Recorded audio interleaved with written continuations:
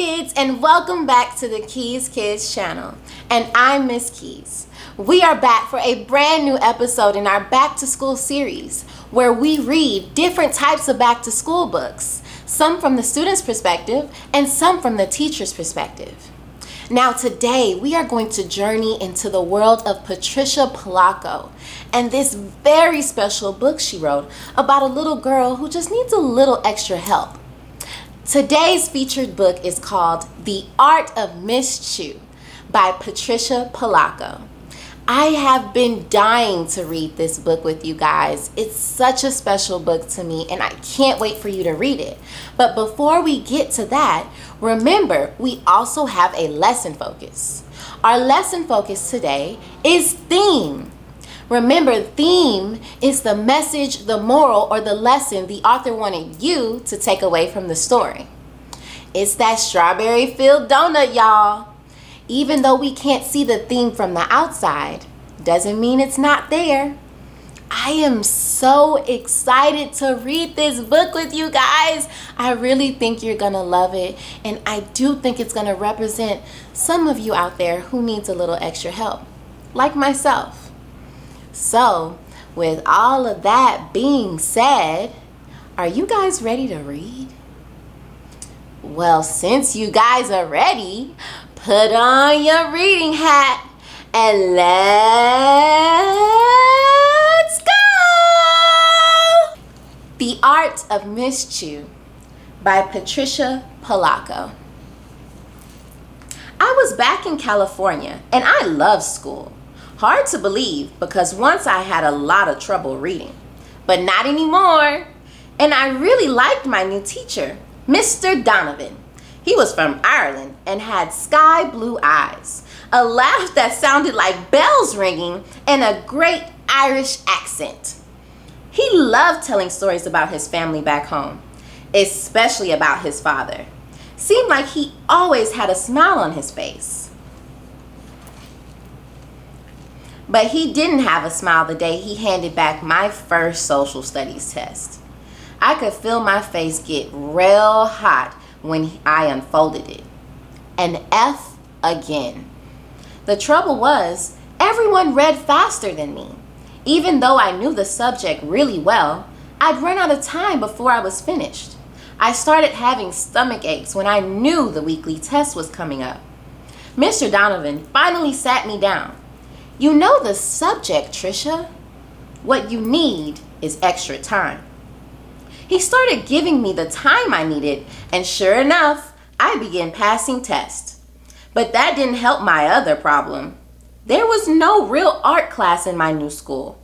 Just art on a cart for 30 minutes once a week. Art is important, y'all. You need that art. Then, one day, Mr. Donovan saw one of my drawings. He picked it up and hung it on the bulletin board. Patricia, you have remarkable talent. All of the kids in class crowded up to look at the picture. Man, oh man, can you draw? Davy Mulford remarked. Wow, Rick Shub agreed. Even Neon Price, who never spoke to me because she was so popular, was impressed. I felt so proud. It wasn't a day later when Mr. Donovan told me about Miss Chew, head of the high school art department. She has a special program for young artists on Tuesdays and Thursdays. When I showed her your drawing, she said she wanted you to be in her special class. Now, what would you be thinking of that, Miss Trisha? I love drawing. Sometimes when I was drawing, I'd forget to breathe. I danced on air all the way home that day. I couldn't wait to tell my mother. That first Tuesday, I never walked so fast in my life as I did to get to Miss Chew's class on time. I had never seen a room like hers. Windows that went from ceiling to floor, giant easels at one end, rows of drying racks at the other, and paint everywhere. I didn't know anybody. Then Miss Chew breezed into the room. Her smock was so covered in paint, it was a painting in itself. She was tall and slender and spoke with a Chinese accent. "We have a new student today," she said, motioning towards me with her beautiful long fingers. "Her name is Teresa Barber." "Teresa? No! I wanted to shout, 'My name is Patricia!'" But Miss Chew had already spun around and was passing out sketchbooks. From that day on, I was Teresa. I could barely understand Miss Chew's accent. In this class, we are going to learn to speak another language. She touched her heart. The language of art. Art? A language? But Miss Chew went on. It isn't spoken. It is a language of emotion and images. But first, she told us, you need to learn to see. See! She plopped down 2 salt shakers in the middle of the table. Open your sketchbooks. Take up your pencils. Now draw the shakers. But first, young friends, see them. Don't just look at them. See them. I like Miss Chew. She got something. I like Miss Chew. See how the light dances through the glass and makes a shadow pattern on the table? Yes, I saw it. Draw it, said Miss Chew. See how you can make your pencil line darker and lighter? She changed the line from dark to light. Yes, I saw that too. Yes, Teresa, Miss Chew said. You have it. Now do your drawings again. Move the shakers off center. Let them run off the page on purpose. Make them bigger. Get the dancing light as it makes a shadow. She sang as she moved from table to table. She made us draw those shakers 6 times in 6 different ways. At the end of the day, she said, take your sketchbooks everywhere with you. First see, then draw. I couldn't wait. I took my sketchbook everywhere with me. On the bus home, I drew people sitting in their seats, even the bus driver. When I got home, I drew apples in a bowl and my cat Tilly. After dinner, I made my mom and my brother Richie sit so I can draw them. Ain't you got no homework? My brother groaned. This is homework, I said. Sit a little longer. I almost have you. The next day, after I finished my assignment, I asked Mr. Donovan if I could make a drawing of his father from the photo on his desk. I tried to remember everything Miss Chew told me. The next art class, Miss Chew called me up to her desk. Everyone else handed in 1 or 2 sketches. I had done over 20. Your drawings are very good. Her eyes smiled as if we had a secret. The cat, the apples, your mother and brother, you've captured every detail. I particularly like your use of negative space.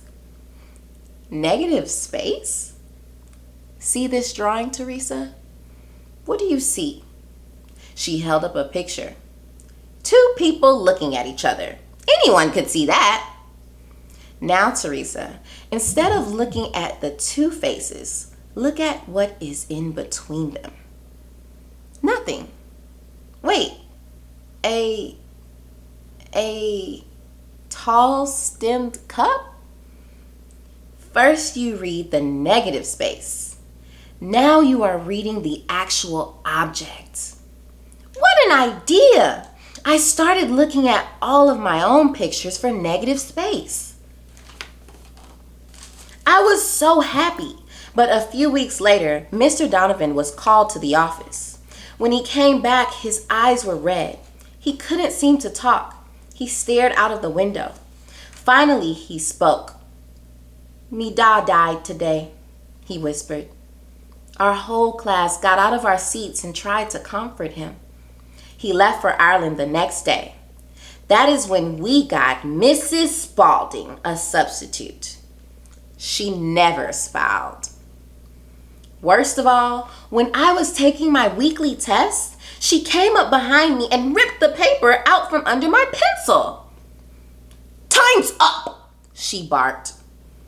"But Mrs. Spalding, I'm not finished. Mr. Donovan always lets me have extra time because I'm not Mr. Donovan. And when I say you are finished, you are finished."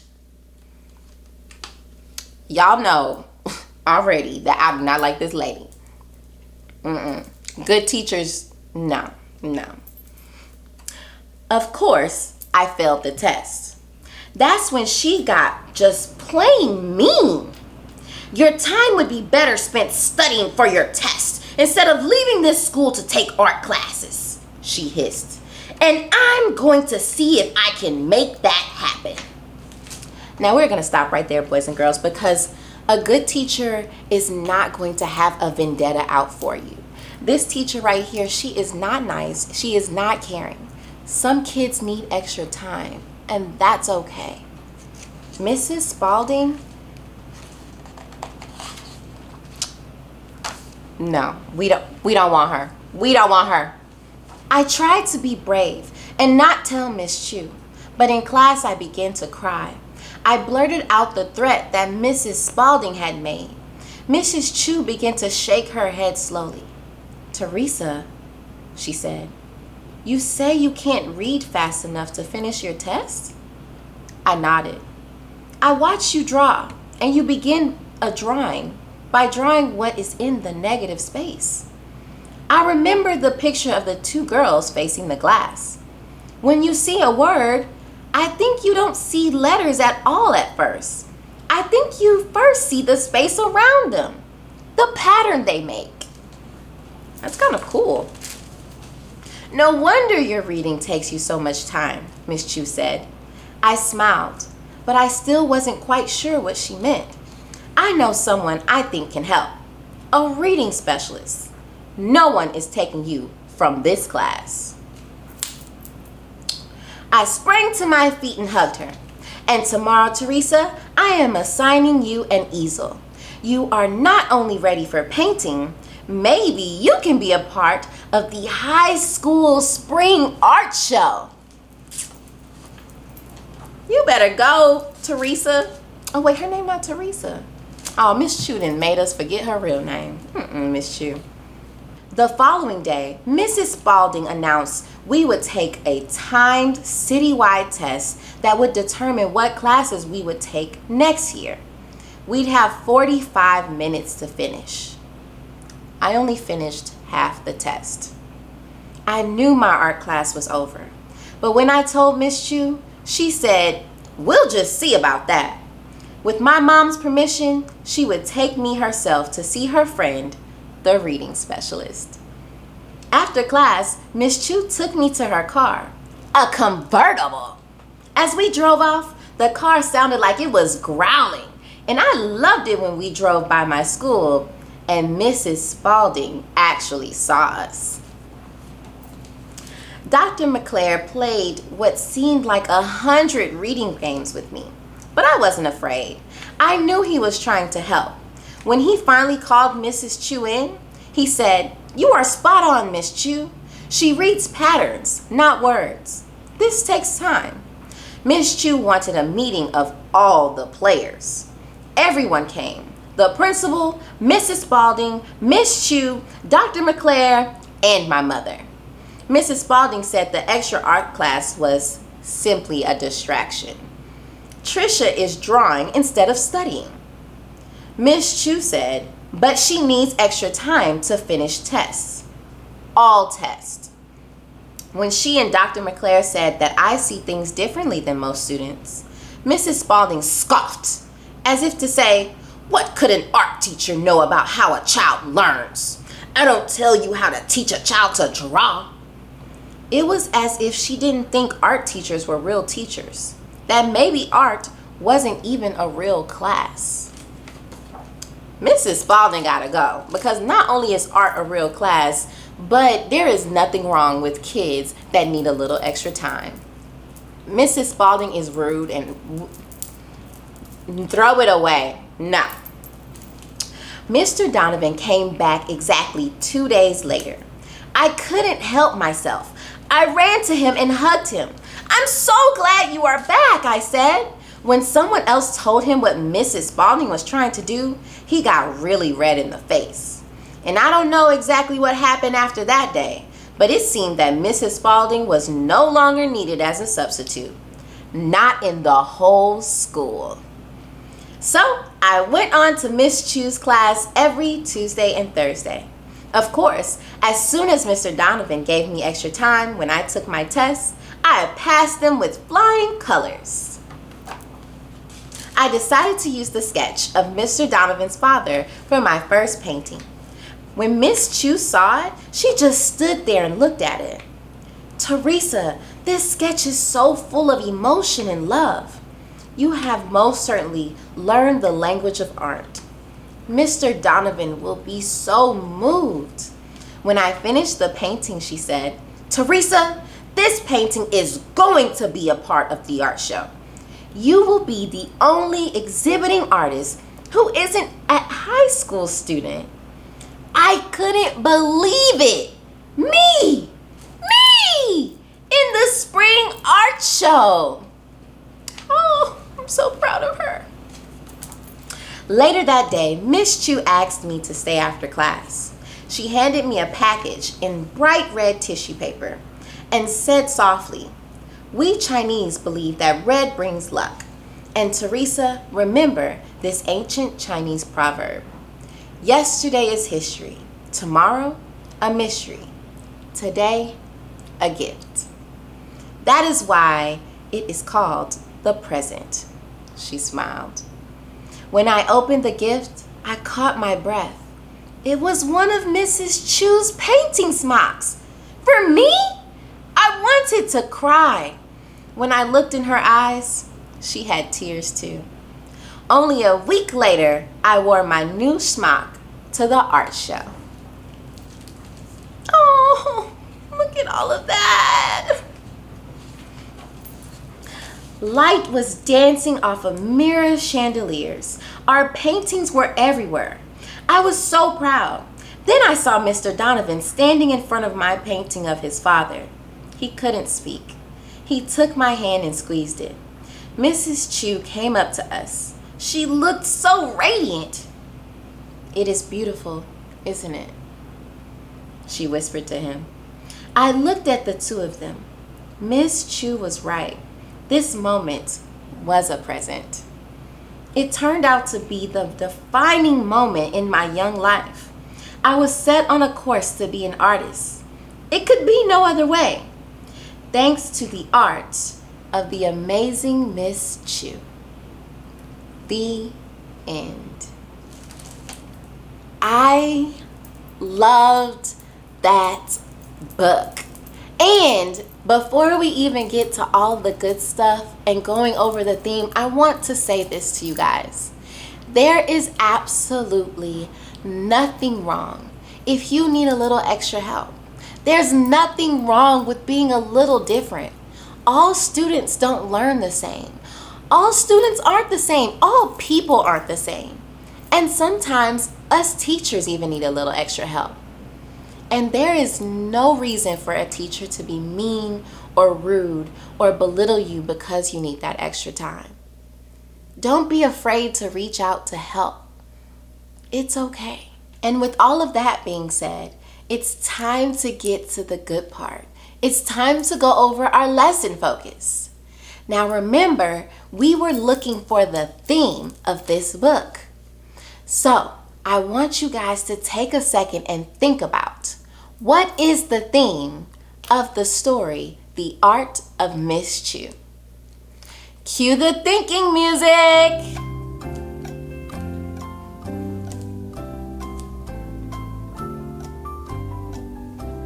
Are you guys ready?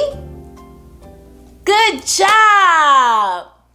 The theme of the story, The Art of Miss Chew, was perseverance. Patricia had to work hard despite all the negative obstacles around her. especially when her teacher left and she got a horrible substitute. Not only that, Patricia had a little difficulty. She needed a little extra time, but she kept trying.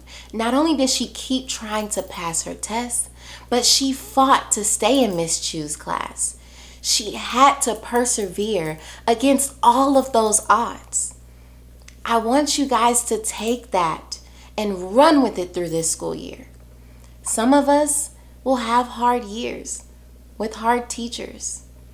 Unfortunately, some of us may get teachers that don't understand that we have special things we need. So you have to keep persevering, keep trying, keep fighting despite all of the negative obstacles.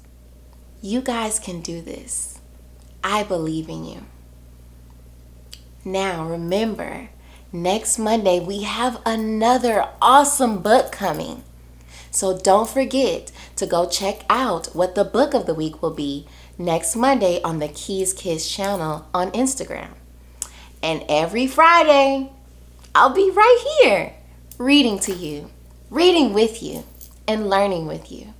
So don't forget to like and subscribe and share. Share. I really appreciate it. And I appreciate you guys coming to read with me again. Unfortunately, this is the worst part because we have to say goodbye. But no worries. I'm going to see you guys next week on the Keys Kids channel. Bye.